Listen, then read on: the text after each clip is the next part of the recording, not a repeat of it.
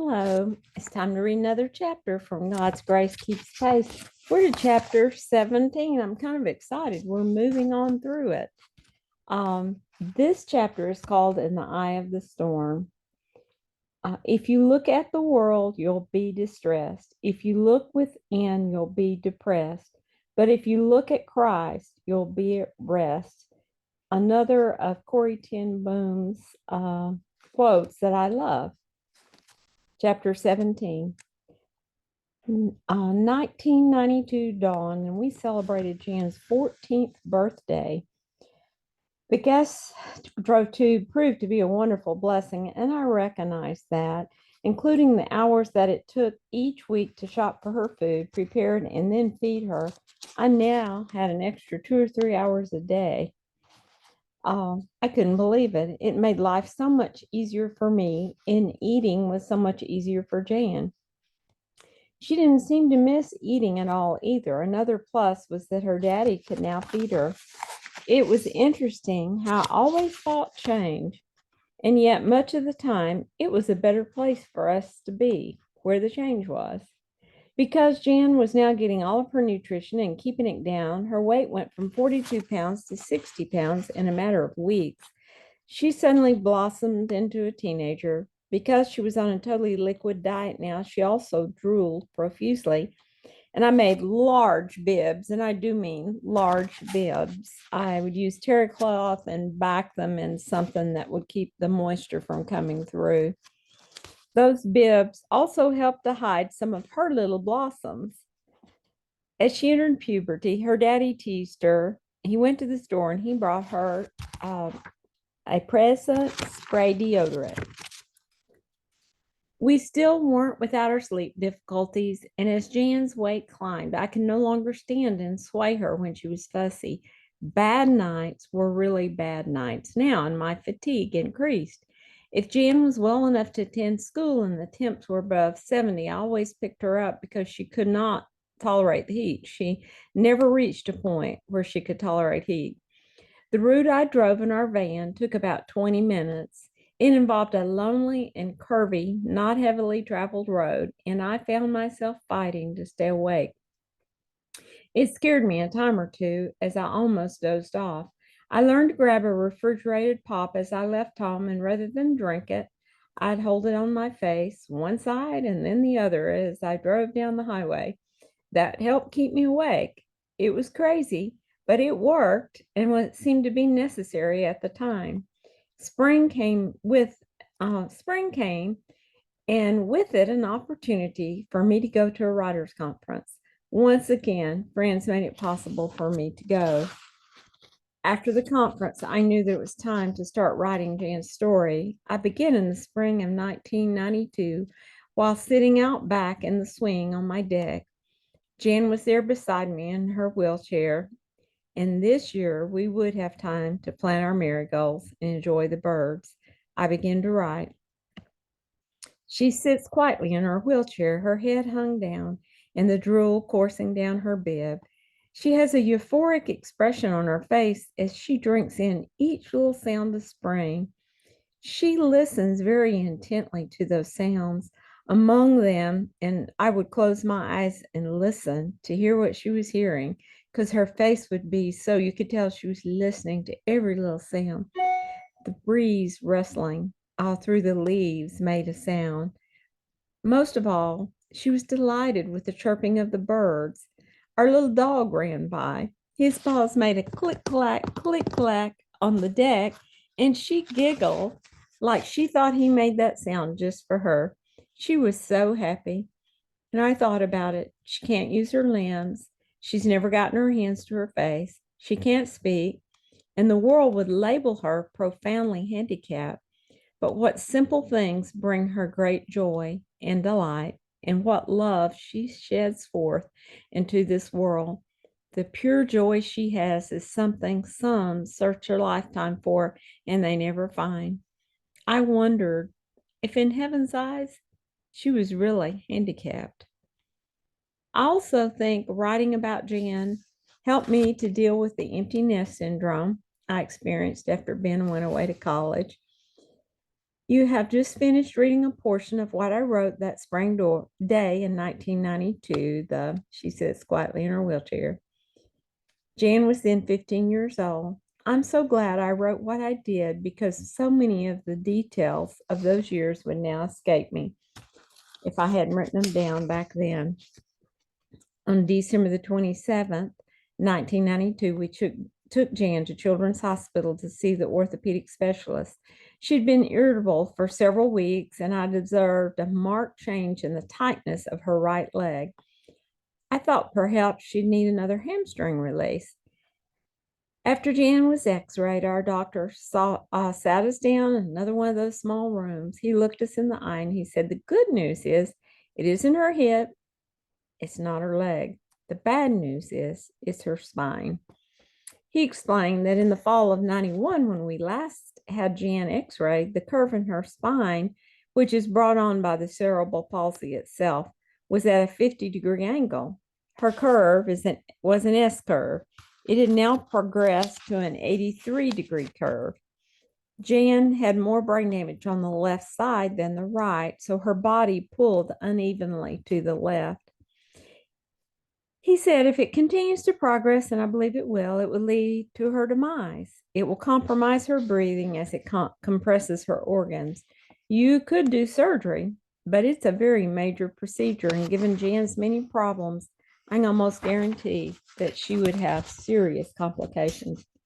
He then elaborated on the details of the surgery where they put this rod down your back. We knew we couldn't put Jan through that agony, but what would she go through without that surgery? We drove home feeling rather numb. It wasn't that we're afraid for Jan to die. It was just the suffering we all had endured in 91 was too fresh in our memory. We couldn't bear to think of another episode like that. Jan was 20 pounds heavier now. How could we manage? It seemed our lives were lived from one dire diagnosis to the next. That diagnosis, coupled with several other factors, plunged me into one of the deepest depressions of my life. Certainly, the extreme fatigue was one major ingredient, and another was from having relived the past 15 years in order to begin writing Jan's story.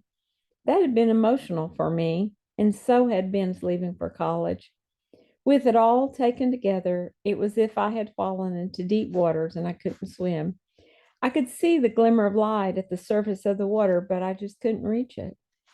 The enemy of my soul spoke loudly to my heart, and unfortunately, I listened. Have you ever been there?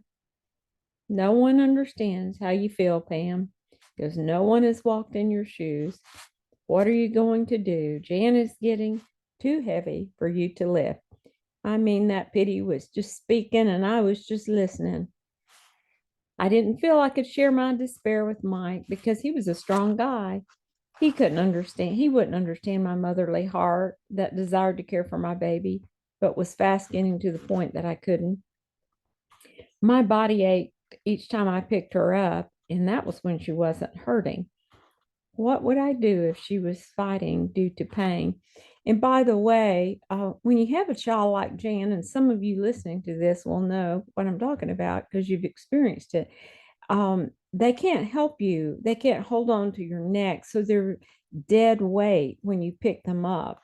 And they feel much heavier than a child that when you pick them up, they put their arms around your neck and they hold on, or they wrap their legs around your waist, and it distributes the weight a lot more. But when your child is that severely handicapped, the weight is just picking up something that's very heavy and can't help you at all. So it makes it a lot more difficult. Anyway, I thought about that, thinking it's hard to pick her up when she's not in pain. What would it be like if she was fighting me?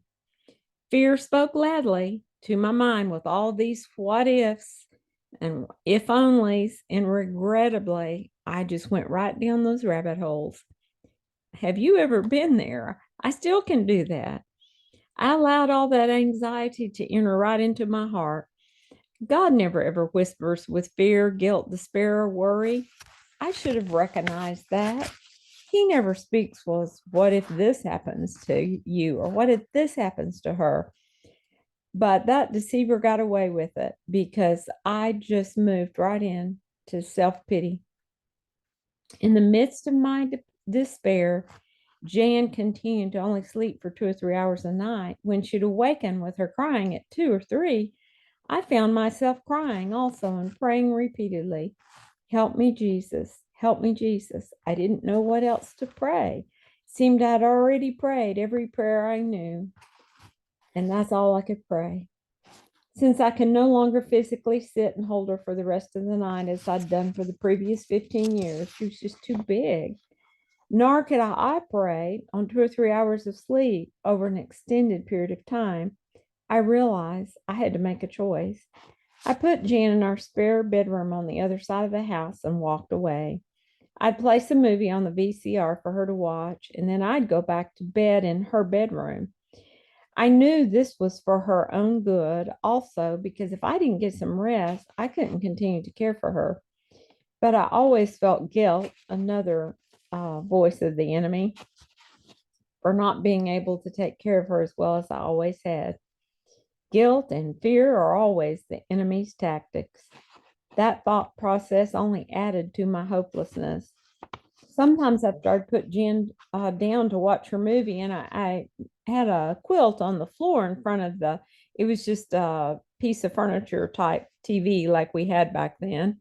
And I would put a pillow on a little quilt, and she had to be very close to the TV to see it. And she would lay there. So the act of putting her onto the floor and picking her up from the floor was very hard too.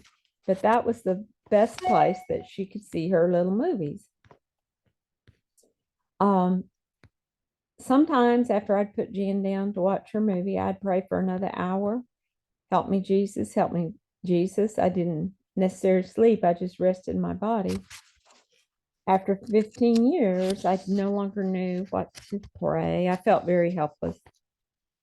I'd set a timer so that I could get up and check on her every hour till morning. That this feeling of despair went on for about 2 weeks, with the events of each night further compounding all those feelings of guilt and fear and all the what ifs. Mike was so busy at this time and he was under a lot of pressure himself. So I kept the depth of my battle and my despair to myself, all bottled up where it pressurized. But you know what? God sees it all, He knows it all, and He cares like none other. He sends His comfort when we least expect it and in ways we could never imagine. One day, my friend Ginger and I went to lunch. I sat there sharing very little, but numbly listening as we ate our Mazio's salad. Mazio's was just down the street from my house, and they had a big salad bar, so it was easy to meet friends there and get out for a little bit when Jan was able to go to school.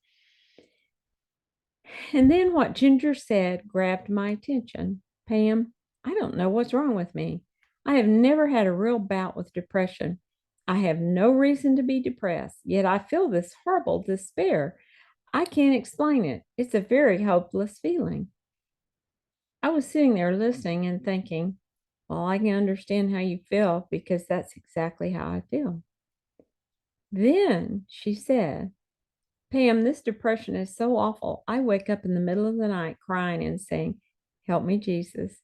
Help me, Jesus.'" When she said that, I stared at her in shock and disbelief. I didn't know how, but I realized it was not a coincidence that Ginger was describing my feelings. It took me a bit to gain my composure enough to speak, and then I blurted out, "Ginger, I don't understand what is happening here, but I think I know what is causing your depression. You've described exactly what I'm feeling. Not only are you somehow experiencing what I'm feeling, you're praying the same prayer I'm praying at night. How can that be?" We stared at each other in disbelief. After a moment of silence, Ginger said with a quivering voice, "Oh, Pam, I prayed God would let me help you carry your burden."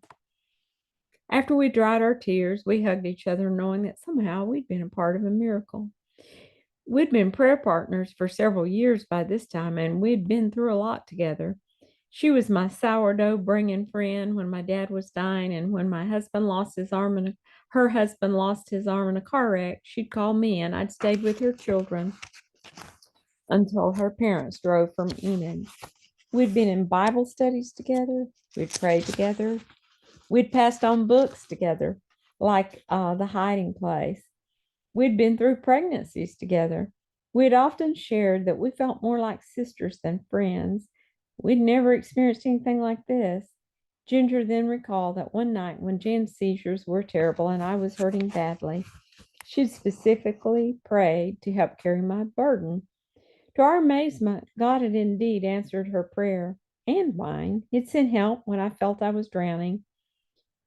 You know what? His grace truly does keep pace with whatever we face. It does. I can testify to that. Ginger, I said, do you remember when your depression began? Looking back at her calendar, she surmised that her depression had begun about the time mine had, following my visit to the orthopedic surgeon. In his grace, he'd let her be a part of my despair, carrying my burden when it was too heavy for me to bear alone. And to think, I thought no one knew how I felt. I knew if God could do something like that precious for me, that even the part of the journey that lay ahead, I'd be able to handle with his grace. And that's true for all of us as his children, because sometimes we're called to walk in very hard places. But then all we got to do is look to the cross and see where Jesus walked and know that we're only sharing in his sufferings, but we're sharing because of the sin in this world. Later, I asked Ginger if that was the end of her despair, and for the most part, it was. She learned if that feeling began to come upon her again, she needed to pray for me. Thank you, Lord. Later, I was fixing to read the same paragraph again. That revelation of God's love and care for me, coupled with an essay that Ben wrote for a college class, were the two life ropes that God extended to me to pull me out of my depth of despair. In Ben's essay, one of his wise paragraphs said, by the way, I believe he got an A on this essay that he wrote in college. If people just realize that having a handicapped child is not just something that happens to a child, it is something that happens to an entire family. It is something that makes their life totally different from everyone else's. If only they knew. My mom is not a normal mom with a handicapped child. She is a handicapped mother with a handicapped way of life. Her daughter's life is her life. She sleeps when her daughter sleeps. She hurts when her daughter hurts. And in the same way, when her daughter dies, a special part of her life will die too. That was such wisdom on Ben's part and is the truth. If you're a parent of a handicapped child, if you're a caregiver, you know that that handicap is something that happens to the whole family. That essay put into words what I couldn't voice myself, and it ministered to my heart in a special way. Only God had known what I needed, and He provided it magnificently. Once again, I could walk in His peace and His joy, even in the midst of the storm that still raged. And as if to give me one more encouraging word, God allowed me yet another special blessing as He pulled me out of that pit of despair. The same day that I was writing about the neurologist who said Jan should be put in an institution, that one way back in the early that told me parents only see what they want to see, that Jan would never smile or respond. She didn't know I was writing about Dr. X.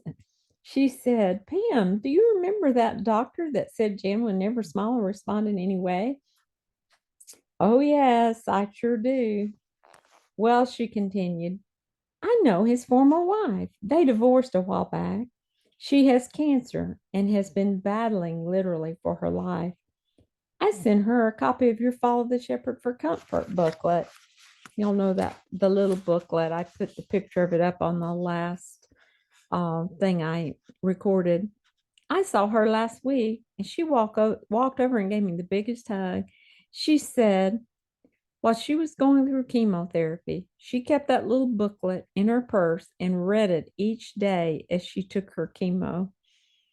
Pam, she told me that the scripture in that booklet literally gave her the strength to go through her ordeal. I had to sit there and just think about that for a while. Without Jan, Follow the Shepherd for Comfort wouldn't have ever been written.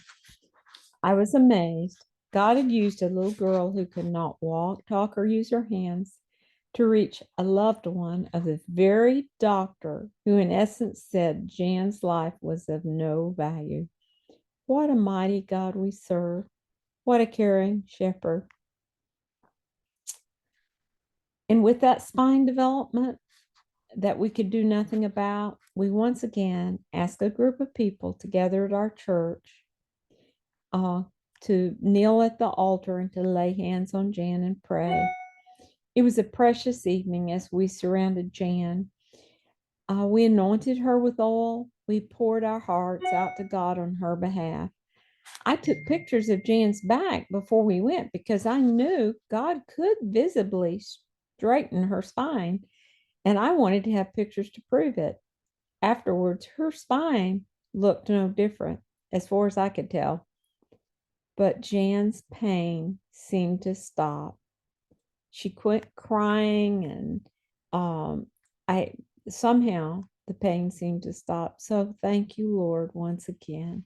Nothing is impossible with you. God's grace keeping pace. He was teaching me that even a whisper, such as help me, Jesus, was heard by him. We, as his sheep, aren't made to carry our burdens alone. I had to keep looking for his multiple glimpses of grace. They were always there, even in the raging storm. He allowed me to see him. Thank you for listening, and that is the end of chapter 17. Thank you.